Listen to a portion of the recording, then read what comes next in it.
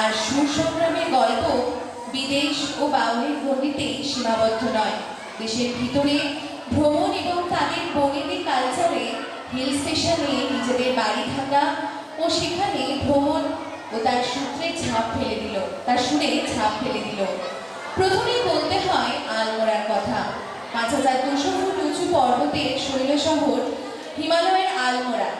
আর হিমালয়ের টানে কবির মন চলে যায় সেখানে।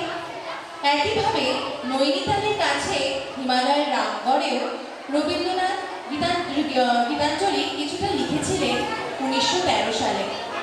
একইভাবে আসামের শিলং, রিবং, দার্জিলিংয়ের কাছে কালিম্পংয়ে বারবার টেনেছে রবীন্দ্রনাথকে।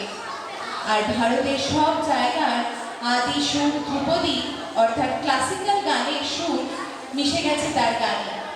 সকালে গাওয়ার গানে রাগ মালকোষ প্রিয় ছিল কবি। তার মনে সূর্যোদয় হবার আগে গান বেজে উঠত।